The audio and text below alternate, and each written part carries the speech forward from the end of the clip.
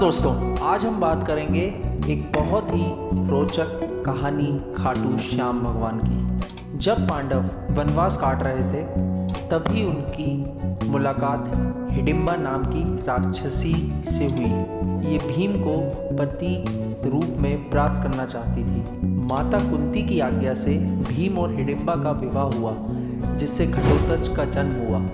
घटोत्कच का पुत्र हुआ बर्बरिक, जो अपने पिता से भी शक्तिशाली और मायावी था। बर्बरिक देवी का उपासक था। देवी के वरदान से उसे 3 दिव्य बाण प्राप्त हुए थे, जो अपने लक्ष्य को भेद कर वापस लौट आते थे। इनकी वजह से बर्बरिक अजय हो गया था।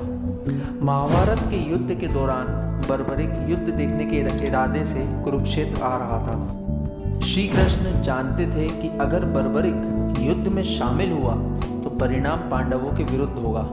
बर्बरिक को रोकने के लिए श्री कृष्ण गरीब ब्राह्मण बनकर बर्बरिक के सामने आए।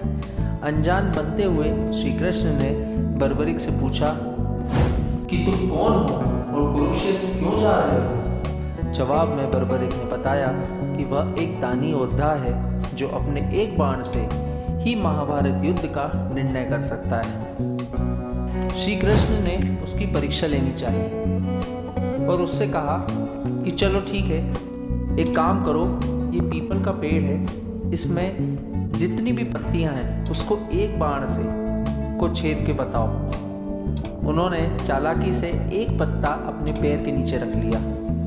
जब बर्बरिक ने तीर चलाया तो सभी पीपल के पेड़ में जो पत्तियां थी उसमें बीच में छेद करके कृष्ण जी के पैर के आजू बाजू घूमने लगा, क्योंकि वो जानते थे कि एक पत्ता बचा हुआ है। उसके बाद श्री कृष्ण बर्बरिक की क्षमता से हैरान थे और किसी भी तरह से उसे युद्ध में भाग लेने से रोकना चाहते थे। इसके लिए श्री कृष्ण ने बर्बरिक से कहा कि तुम तो बड़े पराक्रमी हो, मुझ गरीब को कुछ दान नहीं दोगे।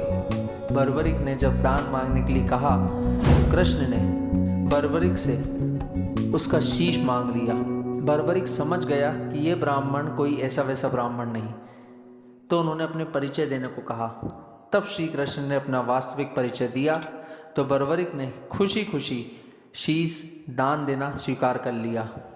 शीश दान देने से पहले बर्बरिक ने श्री कृष्ण से युद्ध देखने की इच्छा जताई थी। इसीलिए श्री कृष्ण ने बर्बरिक को कटे शीश को युद्ध अवलोकन के लिए एक ऊंचे पहाड़ पर स्थापित कर दिया। युद्ध में विजय श्री प्राप्त होने पर पांडव विजय का श्रेय लेने हेतु वाद विवाद कर रहे थे। तब श्री कृष्ण ने कहा, इसका निर्णय बर्बरिक का शीश कर सकता है। बर्बरिक के शीश ने बताया कि युद्ध में श्री कृष्ण का सुदर्शन चक्र चल रहा था, जिससे कटे हुए वृक्ष की तरह योद्धा रणभूमि में गिर रहे थे। द्रौपदी महाकाली के रूप में रक्तपान कर रही थी। श्री कृष्ण ने प्रसन्न होकर बर्बरिक के उस कटे सिर को वरदान दिया कि कलयुग में तुम मेरे श्याम नाम से पूजित होके तुम्हारे स्मरण मात्र से ही भक्तों का कल्याण होगा, वो धर्म अर्थ काम मोक्ष की प्राप्ति होगी। इसीलिए राजस्थान के सीकर जिले में इनका भव्य मंदिर स्थित है, जहां हर साल बड़ी संख्या में श्रद्धालु आते हैं। लोगों को विश्वास है कि बाबा श्याम सभी की मुरादें पूरी करते हैं और रंक को भी राजा बना देते हैं।